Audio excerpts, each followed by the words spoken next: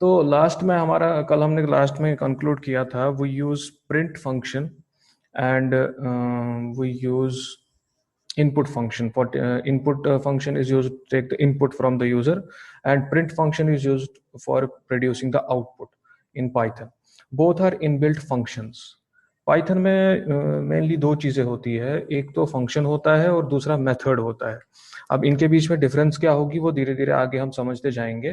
फिलहाल आज हम दो input functions sorry inbuilt functions देखेंगे, और आज सीखेंगे हम कैसे वेरिएबल को क्रिएट किया जाता है पाइथन में, कैसे हम मैसेजेस को डिस्प्ले कर सकते हैं, कैसे इनपुट ले सकते हैं, कैसे आउटपुट दे सकते हैं. ओके. तो सबसे पहले जो हर किसी प्रोग्रामिंग क्लास में सबसे पहला प्रोग्राम होता है हेलो वर्ल्ड. अगर आपने सी प्लस प्लस पढ़ी है, सिंपल हेलो वर्ल्ड प्रोग्राम बनाने के लिए आपको पहले मेन फंक्शन लिखनी पड़ती है, ऊपर हैश इंक्लूड लिखना पड़ता है, फिर उसके अंदर आप सी आउट कुछ मैसेज लिखोगे और नीचे फिर गेट सी एच लिखते हो. इतनी सारी चीजें लिखनी पड़ती है. यहाँ कुछ नहीं करना है, सिर्फ आपको मैसेज प्रिंट करनी है हेलो वर्ल्ड, और आउटपुट, इसका मतलब this is an output, we need to display the message. और मैसेज को डिस्प्ले करने के लिए वो यूज फंक्शन प्रिंट. तो प्रिंट फंक्शन हम ऐसे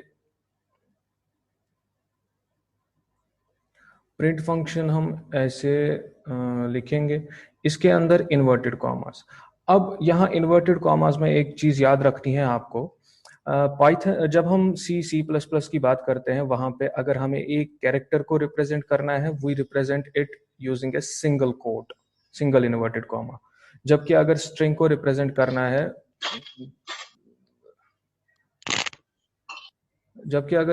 रिप्रेजेंट करना है उसके लिए वो use double quotes, double inverted commas. जबकि पाइथन में ऐसी कोई रेस्ट्रिक्शन नहीं है. आप सिंगल इन्वर्टेड कॉमा दो, डबल इन्वर्टेड कॉमा दो, या ट्रिपल इन्वर्टेड कॉमा दो, पाइथन ऑटोमेटिकली उसको उस इन्वर्टेड कॉमास के अंदर जो भी आप लिखोगे वो उसको ऑटोमेटिकली डिकोड करता है, खुद देखता है कि ये स्ट्रिंग है कि कैरेक्टर है, तो उसको ऑटोमेटिकली वैसा ट्रीट करता है. इसीलिए यहाँ मैंने सिंगल इन्वर्टेड कॉमास लिख दिए. तो I will write hello world. बस हो गया हमारा hello world program. We will directly run it. Run करने के लिए हमारे पास shift F10, we are using PyCharm. तो ये आपका आउटपुट है, this is your output. Is it visible to all? तो इसका मतलब हेलो वर्ल्ड लिखने के लिए सिर्फ कुछ नहीं करना है, we need to use this inbuilt function, that is print function. अब प्रिंट फंक्शन को यूज कर, अब देखिए, अब अगर मैं इसके मैंने इसको ऐसे यूज किया, प्रिंट, अभी डबल कोट्स मैंने लिख दिए और इसके अंदर लिख दिया हेलो.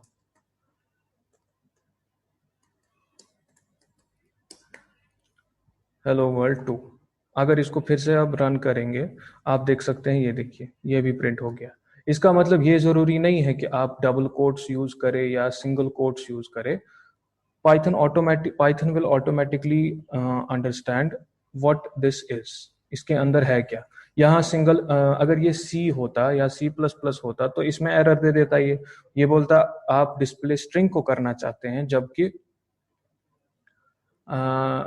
आप डिस्प्ले स्ट्रिंग को करना चाहते हैं, जबकि आपने यहाँ पे सिंगल इन्वर्टेड कॉमा में दे दिया, तो उसको सी या सी प्लस प्लस का जो कंपाइलर होगा वो उसको ट्रीट करेगा एज कैरेक्टर, तो वो एरर आ जाएगा, जबकि ये सेट ऑफ कैरेक्टर्स है. लेकिन पाइथन में ऐसा नहीं होता. पाइथन में आप सिंगल कोट्स यूज करो, डबल कोट्स यूज करो या ट्रिपल कोट्स यूज करो, वो उसके अंदर जो आप लिखोगे वो देखे जाते हैं. अगर मोर देन वन कैरेक्टर्स होंगे तो उसको स्ट्रिंग ट्रीट किया जाएगा. अगर एक ही कैरेक्टर होगा तो उसको कैरेक्टर वेरिएबल या कैरेक्टर टाइप रखा जाएगा या माना जाएगा. Is it clear? अब इसको डिलीट कर लेते हैं. ऊपर फिलहाल लिखा है हेलो वर्ल्ड. अब थोड़ा सा समझते हैं how to create a variable. जिस तरह सी प्लस प्लस की अगर हम बात करें, वहां पे हमें पहले वेरिएबल को डिक्लेयर करना पड़ता है. मतलब डिक्लेयर का मतलब हमें डिफाइन करना पड़ता है कि वेरिएबल किस टाइप का है, इंटीजर टाइप का है, फ्लोट टाइप का है, कैरेक्टर टाइप का है, किस टाइप का है.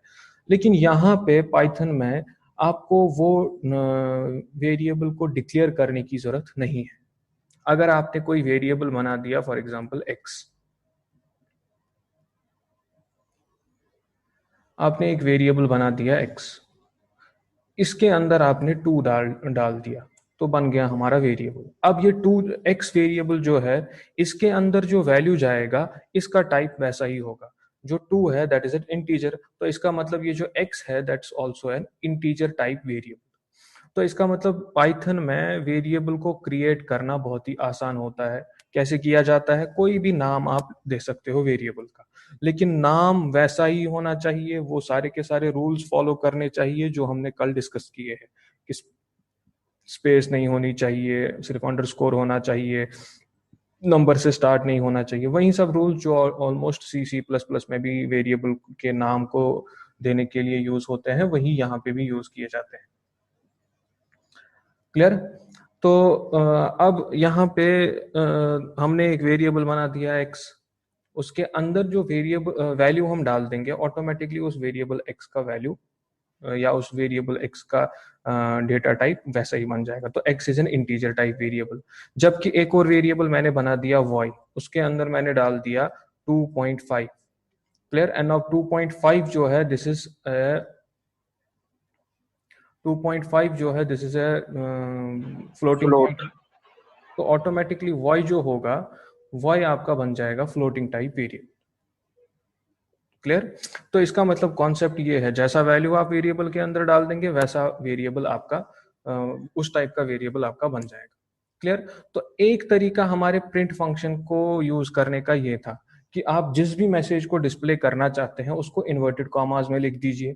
अब ये जरूरी नहीं है सिंगल इन्वर्टेड कॉमास हो, डबल हो, ट्रिपल हो, कोई भी आप यूज कर सकते हैं, लेकिन उसके अंदर जैसा भी आप लिखेंगे वो वैसा ही डिस्प्ले होता जाएगा। फॉर एग्जाम्पल अगर मैंने यहाँ मुझसे गलती हो गई, मैंने हेलो HELO लिख दिया गलती से, इसको अगर हम रन करेंगे तो आपका यही डिस्प्ले हो जाएगा HELO। इसका मतलब इन्वर्टेड कॉमर्स के अंदर जो है जैसा भी आप लिखो वैसा ही आपके पास डिस्प्ले हो जाएगा। क्लियर? ये तो हो गया एक तरीका प्रिंट फंक्शन को यूज करने का। दूसरा तरीका प्रिंट फंक्शन को यूज करने का वो है कि अगर आप इसके अंदर डायरेक्टली वेरिएबल का नाम लिख लेते हैं, तब क्या किया जाएगा?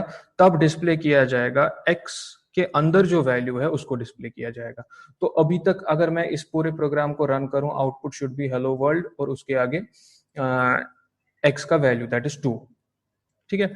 अब यहां इसको सॉरी अब यहां इसको रन करेंगे। अब देखिए हेलो वर्ल्ड और यहाँ पे 2। अब यहाँ पे ये तो होगी दो तरीके प्रिंट फंक्शन को यूज करने का। अब एक और चीज आप देख सकते हैं कि ऑटोमेटिकली आपका एक ये तो हो गया एक प्रिंट फंक्शन का आउटपुट, ये हो गया दूसरे प्रिंट फंक्शन का आउटपुट। दो प्रिंट फंक्शन के आउटपुट्स जो है वो अलग अलग लाइन में आ रहे हैं। तो बाय डिफॉल्ट जो हमने कल डिस्कस किया था, बाय डिफॉल्ट प्रिंट फंक्शन के अंदर /n लगा हुआ होता है। अगर आप चाहते हैं नहीं हेलो वर्ल्ड और इसके आगे ही 2 लिखा हुआ होना चाहिए, मतलब x का वैल्यू होना चाहिए, तब कैसे लिखेंगे हम? इसका मतलब यहां जो है हेलो वर्ल्ड उसके बाद एंटर नहीं होना चाहिए। एंटर ना करने के लिए हम इसको एक और आर्ग्यूमेंट देते हैं that is known as end. और एंड में जो भी वैल्यू आप पास करोगे वो /n के बदले सब्स्टिट्यूट किया जाएगा। मान लीजिए मैंने यहाँ पे सिंगल इन्वर्टेड कॉमास के अंदर एक स्पेस डाल दिया, तो आउटपुट क्या होगा? आउटपुट होगा हेलो वर्ल्ड उसके बाद स्पेस, जो भी यहाँ एंड के अंदर आप पैरामीटर पास करेंगे और उसके बाद एक्स प्रिंट हो जाएगा। अभी देखिए, अभी अगर इसको हम रन करेंगे, ये देखिए हेलो वर्ल्ड और इसके सामने 2। ये कैसे हुआ? ये ऐसे हुआ कि प्रिंट जब हेलो वर्ल्ड हो गया, प्रिंट ने जब हेलो वर्ल्ड को प्रिंट कर दिया, डिस्प्ले कर दिया, उसके बाद /n एग्जीक्यूट नहीं किया। उसने क्या किया? उसने एक स्पेस डाल दी, क्योंकि यहाँ मैंने इन्वर्टेड कॉमा में स्पेस डाल दी। अगर यहाँ इन्वर्टेड कॉमास के अंदर मैंने कॉमा डाल दिया, अभी देखिए अभी क्या होगा। अब देखिए ऑटोमेटिकली ये this is the output of first print, this is the output of second print. इनके बीच में क्या हो गया? कॉमा आ गया। तो जो भी आप यहाँ डालेंगे, फॉर एग्जाम्पल किसी कोई डालना चाहता है डैश, तो यहाँ अगर इसको अब रन करेंगे हम, तो देखिए हेलो वर्ल्ड और 2। ठीक है? सो ये तीसरा एक और तरीका है प्रिंट फंक्शन को यूज करने का, जहां पे हम एक और पैरामीटर को यूज करते हैं, that is and parameter.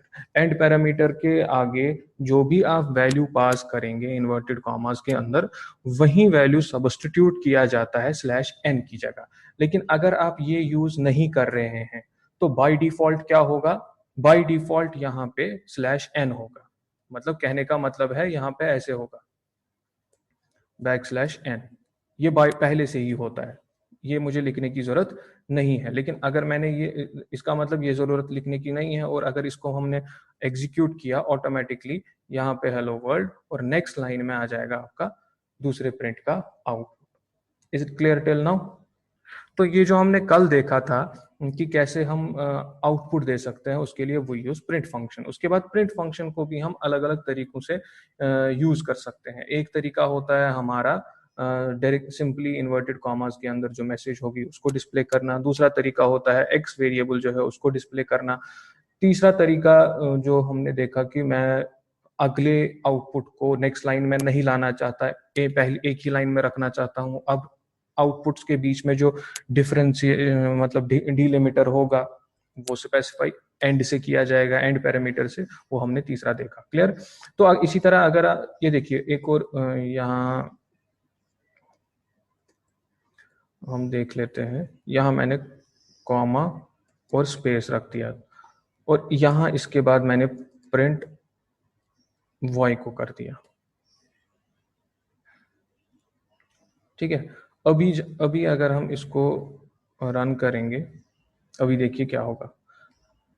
Hello world 2 is the value of x, उसके बाद automatically slash n, that is next line में आ गया। क्यों? क्योंकि ये जो प्रिंट एक्स है, इसमें हमने एंड में कोई भी डिलिमिटर एक्सप्लिसिटली पास नहीं किया, हमने बाय डिफॉल्ट रख दिया जो है पहले से, that is back slash n, जिसकी वजह से आपका कर्सर नेक्स्ट लाइन में आ गया। और नेक्स्ट लाइन में फिर जो आपने प्रिंट किया होगा, या नेक्स्ट बार अगली बार प्रिंट फंक्शन एग्जीक्यूट होगा, वो एग्जीक्यूट होके नेक्स्ट लाइन में आपका आउटपुट आ जाएगा। बेटा माइक बंद करो, किसका माइक चल रहा है? सर हाँ, एक डाउट था। हाँ सर यदि y इक्वल्स टू 2.5 लिए तो ये y फ्लोट टाइप हो गया। उसके बाद हम यदि y को किसी कैरेक्टर से रिप्लेस करते हैं या रीराइट करते हैं तो वो क्या कैरेक्टर का कन्वर्जन हो जाएगा, फ्लोट टू कैरेक्टर कन्वर्ट हो जाएगा वो इसी लाइन में जिसको मैंने हाईलाइट किया? No sir, yes sir, y equal to 2.5 है, उसके बाद उसको ओवरराइट कर दिया y equal to a, sorry हाँ y equal to a, y equals to character है ना a, तो मैं इसको इन्वर्टेड कॉमा में लिख देंगे a। अब लेकिन यहाँ एक डिफरेंस ये है कि अगर आप कैरेक्टर लिखना चाहते हो C++ में, आपको ख्याल रखना पड़ेगा कि सिंगल इन्वर्टेड कॉमा होना चाहिए। यहाँ पे वो ख्याल रखने की जरूरत नहीं है, आप सिंगल इन्वर्टेड कॉमा में रखो, डबल में, ट्रिपल में, कोई टेंशन नहीं है। इसके बाद अगर मैं प्रिंट को कर दूं प्रिंट वॉय, यही है ना, आई एम ओवरराइटिंग। पहली बार वॉय के अंदर क्या था, 2.5 फ्लोटिंग टाइप था। इस बार क्या है, वॉय के अंदर a है, that is a character. So we will see whether it will run or not. ये देखो, तो पहले हेलो वर्ल्ड 2, उसके बाद 2.5, उसके बाद a। अब देखो होता क्या है, what is the concept behind. तो मतलब डेटा टाइप भी अपने आप कन्वर्ट हो जाएगा। हाँ, मैं वही बोल रहा हूँ। इसका कॉन्सेप्ट देखो क्या होता है। पहली बार यहाँ x बन गया, वो यहाँ पे यूज हो गया, ठीक है। इसी तरह यहाँ y बन गया, y के अंदर कुछ वैल्यू था, वो यहाँ पे यूज हो गया। लेकिन यहाँ आप क्या कर रहे हो, ये इस लाइन में, इस लाइन को जो मैंने हाईलाइट किया, what is this line, this is actually we are again creating the variable. क्योंकि पाइथन में ऐसे ही वेरिएबल को क्रिएट किया जाता है, सिंपली वेरिएबल के अंदर वेरिएबल को असाइन करना कोई भी वैल्यू। अब पहली लाइन में मैंने वेरिएबल y को असाइन किया 2.5, तो y बन गया एक वेरिएबल, y को मिल गई मेमोरी में मेमोरी पोर्शन एक, और उसमें वैल्यू आ गया 2.5, जिसकी वजह से y जो है फ्लोटिंग टाइप वेरिएबल बन गया। लेकिन इस केस में y को जो मेमोरी मिली थी वो हटा के उसको नई मेमोरी मिल जाएगी, और उसमें अभी चला जाएगा a देखा जाएगा, एक ही कैरेक्टर है तो उसको 1 बाइट, हाँ 1 बाइट की मेमोरी मिल जाएगी, और वो बन जाएगा character type variable. Is it clear? Sir अगर अपन ने एंड एल के आगे एक और कॉमा लगाया और कुछ लिखा, अपन ने कुछ जैसे स्ट्रिंग लिखी, अपना नाम लिख दिया, तो फिर वो एरर पास करेगा, ऐसा क्यों सर? यहाँ पे यस, नहीं नहीं सर, और हम्म, उसके आगे एक और एरर, जो क्या यहाँ बोलते हैं। पे हाँ यस सर। हाँ, मैं बताता हूँ क्यों। आपका क्वेश्चन मैं थोड़ा सा 5 मिनट के बाद उसको आंसर करूंगा, अभी मुझे थोड़ा सा और पढ़ाना है, फिर वो आंसर आ जाएगा उसका। मान ओके लो, सर। तो ये समझ आ गया सबको। आप देखिए, मैंने पहले वॉय को फ्लोटिंग टाइप बना दिया, उसी प्रोग्राम में मैं वॉय को चेंज कर सकता हूँ। उसकी पुरानी मेमोरी खत्म होके उसको नई मेमोरी मिल जाएगी, और नई मेमोरी ट्रीट की जाएगी उसको एज ए नई मेमोरी ट्रीट की जाएगी उसको as a character type, character. या जैसा भी वैल्यू है। अगर यहाँ मैंने बहुत सारे कैरेक्टर लिख दिए तो स्ट्रिंग मान लिया जाएगा वॉय को, और वो भी डिस्प्ले हो जाएगा, उसमें कोई टेंशन नहीं है। तो इतना फ्लेक्सिबल है पाइथन। अब इसको थोड़ा सा, इसको डिलीट कर लेते हैं हम। हमने एक्स को प्रिंट करने के लिए अलग से प्रिंट लिखा, वाई को प्रिंट करने के लिए अलग से प्रिंट लिखा। तो अलग से प्रिंट लिखने की जरूरत नहीं है, हम एक ही लाइन के अंदर इसको यूज कर सकते हैं, डिस्प्ले कर सकते हैं। करना क्या है, यहाँ कॉमा करके वाई लिख देना है। तो क्या होगा, आप देख सकते हैं इसको अगर हम रन करें। बेटा माइक बंद करो, जब क्वेश्चन पूछना होगा तभी माइक स्टार्ट करो। तो यहाँ पे क्या होगा, यहाँ पे आपका हेलो वर्ल्ड, उसके बाद कॉमा और स्पेस, स्पेस के बाद एक्स का वैल्यू, ठीक है, उसके बाद वाई का वैल्यू, एक ही लाइन में। ठीक है, तो अगर आप मल्टीपल वेरिएबल्स को प्रिंट के अंदर कॉमा से सेपरेट करके लिख लेते हो, तो वो एक ही लाइन में एक एक करके डिस्प्ले होते जाएंगे। ठीक है, अब फॉर एग्जांपल मैं चाहता हूं इस लाइन को यहां से हटा के यहां पे डाल देता हूं, और इसी लाइन के अंदर, इसी लाइन में मैं एक्स और वाई को भी डिस्प्ले कर लूंगा। तो अभी मैंने मेथड क्या बोला, मैंने बोला कॉमा एक्स कॉमा वाई, तो हो गया। लेकिन ये एरर दे देगा। क्यों देगा एरर? क्योंकि प्रिंट का जो सिंटेक्स है वो बोलता है कि पहले वो सब चीजें लिख दो जिनको आपको प्रिंट करना है। ये जो है एंड इज इक्वल टू वाला पैरामीटर, ये आपका लास्ट में होना चाहिए। तो इसको यहां से हटा के कॉमा यहां पे डालना पड़ेगा, अब ये एरर नहीं देगा। तो क्या होगा आपका, अब देखिए, अभी अगर इसको हमने रन किया तो ये दिस इज आवर आउटपुट। आप देख सकते हैं हेलो वर्ल्ड, उसके बाद 2, उसके बाद 2.5, और उसके बाद कॉमा, क्योंकि लास्ट में मैंने बोला कि कॉमा और स्पेस होना चाहिए।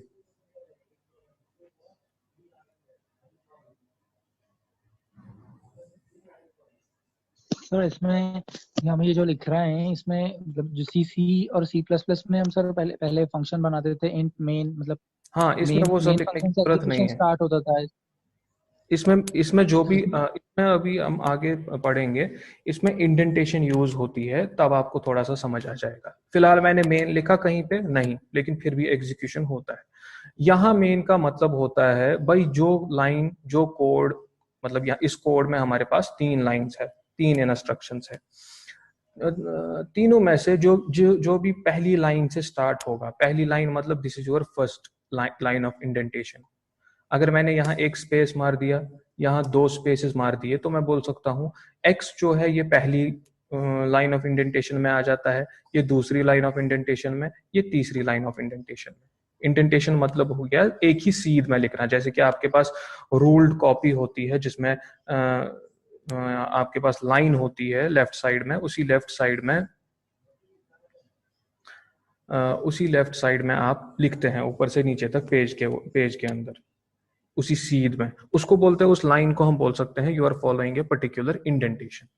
पाइथन में भी हम इंडेंटेशन का ही यूज करते हैं। तो उस इंडेंटेशन को समझने की, सर हाँ, कंफ्यूजन नहीं होता होगा इसमें? बहुत मतलब क्लियरिटी नहीं रहती होगी कि हमारा स्कोप कहाँ पर है, कहाँ पर नहीं है, तो जब आप बहुत धीरे धीरे कंफ्यूजन प्रैक्टिस होता कर, होगा भाई तो। मैं बताता हूँ ना, जब आप धीरे धीरे प्रैक्टिस करोगे, पहले तो आपको थोड़ा सा लगेगा सर डिफिकल्ट है, लेकिन जब आप आईडीज का यूज करते हो, जैसे कि मैं अभी कर रहा हूँ, जो ही ऐसी कोई इंस्ट्रक्शन आएगी जहां पे इंडेंटेशन चेंज करने की जरूरत होगी। जब मैं उस इंस्ट्रक्शन को लिखूंगा और एंटर दूंगा, ऑटोमेटिकली इंडेंटेशन चेंज हो जाएगी, आपको करने की जरूरत नहीं है। अब इससे होता क्या है, कल की एग्जांपल हम लेते हैं जहां पे मैंने आपको समझाया था लार्जेस्ट अमंग 3 नंबर्स का एल्गोरिथम। उस एल्गोरिथम को थोड़ा सा याद करो, उसमें मैंने टैब दिए थे, क्योंकि इफ के अंदर एक और इफ था। उसको समझाने के लिए मैंने थोड़ा सा 2 टैब दिए थे, ताकि आपको समझ आ जाए कि ये जो दूसरा इफ है वो पहले इफ के अंदर है, एम्बेड है उसके अंदर। तो इसका मतलब मैंने वहां पे कॉन्सेप्ट यूज किया इंडेंटेशन का। पहले इफ का इंडेंटेशन अलग रखा, उसके अंदर जो इफ एल्स था उसकी इंडेंटेशन अलग रखी, उसके बाहर जो एल्स था उसकी इंडेंटेशन पहले इफ के बराबर रख दी। ठीक है, तो उसकी वजह से क्या होता है कि आपके कोड की रीडेबिलिटी बढ़ जाती है, इजीली आपको अपना कोड समझ आ जाता है। अब पाइथन क्या करता है, लेकिन C++ में वो इंडेंटेशन का जो किस्सा होता है दैट इज ऑप्शनल, आप करो ना करो कोई बात नहीं है, दोनों केसेस में चलेगा। लेकिन पाइथन ने इसको मैंडेटरी किया, क्यों? क्योंकि पाइथन चाहता है कि जो भी आप कोड लिखो वो इजी टू अंडरस्टैंड होना चाहिए और उसकी रीडेबिलिटी बहुत ही हाई होनी चाहिए। तो इसका मतलब जो ही आप कहीं पे भी फंक्शन लिखोगे, उस फंक्शन के अंदर जो भी उसका कोड होगा उसकी इंडेंटेशन अलग होगी, तो ऑटोमेटिकली आपको समझ आ जाएगा भाई ये जो कोड है जिसकी अलग इंडेंटेशन है वो इस फाइल की है। ठीक है, जो आपका क्वेश्चन है कि इसकी वजह से कंफ्यूजन होता है, नहीं, इसकी वजह से जो हम इंडेंटेशन किस्सा लिखेंगे, किस्सा ये जो इंडेंटेशन यूज करेंगे, इसको यूज करना बहुत ही आसान है और इसकी वजह से कंफ्यूजन और ज्यादा क्लियर हो जाता है आपकी, क्योंकि आपके कोड की रीडेबिलिटी जो होती है वो बढ़ जाती है। सर वो तो ठीक है, बट जैसे किसी जगह पे हम स्पेस लगाना या टैब डालना भूल गए तो सर एरर नहीं आएगा, हमारे कोड में बग आ जाएगा फिर तो? आपको अभी तक मैंने टैब कहीं पे दबाया नहीं, मैंने बोला ना जो ही आपके पास वो कोई इंस्ट्रक्शन होगी, देखो ये कॉन्सेप्ट आपको तब समझ आएगा जब हम धीरे धीरे इफ एल्स फॉर लूप वो सब जब पढ़ेंगे, उस पर प्रोग्राम करेंगे, तब और ज्यादा क्लियर हो जाएगा। अभी के लिए आप इतना समझो कि हाँ हो सकता है कहीं पे आप खुद टैब मार दो तो वो एक्स्ट्रा टैब हो जाएगा, उसकी वजह से एरर हो जाएगा। लेकिन जब आप प्रैक्टिस करोगे, 2 3 4 प्रोग्राम्स करोगे, ऑटोमेटिकली आपके जहन में वो आ जाएगा, फिर आप कंफ्यूजन नहीं होगा। सर मतलब मेरा ये कहना था कि स्टाइलिंग तो मैटर करती है, सी में भी यदि कोड को सही से समझना है तो उसमें भी स्टाइल करके लिखना पड़ता है, बट लेकिन वो ऑप्शनल स्कोप होता है। रहता है तो। लेकिन वो यस सर, ऑप्शनल ऑप्शनल होता रहता है, है। हाँ, लेकिन यहाँ सर पे ऑप्शनल मैंडेटरी रहता है है। लेकिन या सर हाँ इसमें यदि कर्ली ब्रेसेस लगा के लिखेंगे तो एरर आएगा? हाँ, क्योंकि इसका वो सिंटेक्स नहीं है, यहाँ पे ऐसे ही लिखना पड़ेगा। जो भी पहली ही लाइन से स्टार्ट हो रहा है, जिसकी पहली ही इंडेंटेशन है, उसको मेन माना जाएगा। Okay. Any other question? No sir. किसी और को है और कोई क्वेश्चन अभी तक जो हमने पढ़ा, इसमें कोई कंफ्यूजन या कोई चाहता है कुछ और रिपीट करना?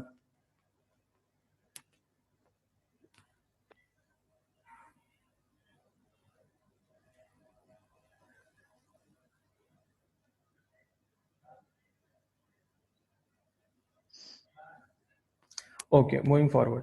तो ये था प्रिंट फंक्शन को यूज करने का तरीका। अब इसमें अगर कुछ चीजें रह चुकी होंगी, धीरे धीरे जब हम आगे प्रोग्राम्स लिखते जाएंगे, प्रोग्राम्स कर, अच्छा बीच में इंटरप्ट करने के लिए, अगर बीच में ये जो हमारी मीटिंग है खत्म हो गई, क्योंकि अभी ये सिर्फ 45 मिनट्स के लिए बता रहा है, तो आप उसी लिंक पे फिर से क्लिक करेंगे जो मैंने आपको दी है, तो हम फिर से मतलब ये सेशन स्टार्ट करेंगे, अगर ना ये बीच में ही खत्म हो गया, बंद हो गया। अच्छा, तो सर हाँ, सर जैसे अपन ने y को पहले 5 असाइन कर दिया और फिर इनपुट में लिखा अपन ने y कॉमा पैरेंथेसिस के बीच में कुछ भी, तो समझ नहीं क्या आया मुझे करेगा कुछ। वो? सर जैसे y अपन ने y को पहले इनिशियलाइज कर दिया 2 से, y इक्वल्स टू 2 दे दिया, फिर अपन ठीक, ने इनपुट नेक्स्ट में लिखा इनपुट पैरेंथेसिस के अंदर और फिर ब्रैकेट के अंदर input y function, comma, input function. हाँ अभी तो मैं पढ़ा है मत, तो इनपुट फंक्शन पहले मुझे पढ़ाने दो, अगर तब क्लियर ना हो जाए तब मुझे फिर से क्वेश्चन पूछ लेना। ओके, तो अभी हमने सिर्फ देखा कि कैसे हम आउटपुट दे सकते हैं, मैसेज को कैसे डिस्प्ले कर सकते हैं, वेरिएबल को कैसे क्रिएट करेंगे, उसके बाद वेरिएबल के कंटेंट को कैसे डिस्प्ले कर सकते हैं। अब हम सीखेंगे how to take the input from the user, और इनपुट लेने के लिए हमारे पास वी हैव इनपुट फंक्शन। जैसा हमने कल बोला था। तो उसके लिए क्या लिखना पड़ेगा, input bracket, so this is a function. इसके अंदर इन्वर्टेड कॉमास के अंदर वो मैसेज आप लिख सकते हो जो आप यूजर को डिस्प्ले करना चाहते हो, जिसको देख के यूजर को समझ आ जाएगा कि उसको देना क्या है। मान लो आप लिखना चाहते हो एंटर योर नेम कोलन, तो इसको देख के वो अपना नाम लिखेगा और एंटर करेगा। एंटर होने के बाद क्या होगा, ये इनपुट फंक्शन उस नाम को इस जगह पे सब्स्टिट्यूट करेगी। तो अब ये मेरी मतलब प्रोग्रामर की रेस्पॉन्सिबिलिटी बनती है उसको असाइन करूं किसी वेरिएबल के अंदर, मान लो y के अंदर या z के अंदर, ठीक है। उसके बाद हम ऐसे लिख सकते हैं प्रिंट z, ठीक है, समझ आ गया। तो यहां यूज हमने किया इनपुट फंक्शन। इनपुट फंक्शन में हमने टाइप मैसेज पास की एंटर योर नेम, तो ये डिस्प्ले हो जाएगा यूजर को, जिसको देख के यूजर अपना नाम एंटर करेगा और वहां से जो भी वैल्यू होगा। Someone has raised hand, anyone have question?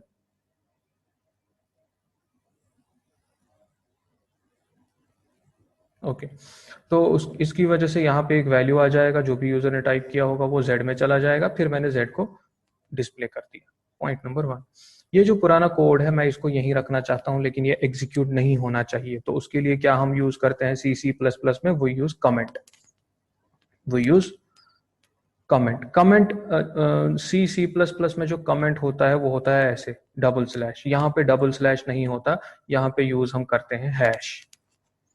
और C++ में हमारे पास मल्टीपल लाइन कमेंट भी होता है, जहां पे हम एक जगह और लास्ट में लिख दिया, उसके बीच में जितनी भी लाइंस होंगी उनको कमेंट हो जाएगा। यहाँ पे मल्टी लाइन कमेंट नहीं होता, सिर्फ सिंगल लाइन कमेंट होता है, एंड दैट इज हैश, ठीक है। तो अगर आपको इस लाइन को कमेंट करना है तो इसके आगे हैश लिख देंगे। आप देखिए ये ग्रे कलर में ऑटोमेटिकली हो गया, तो ये एग्जीक्यूट नहीं होगा, जिसका मतलब वही है।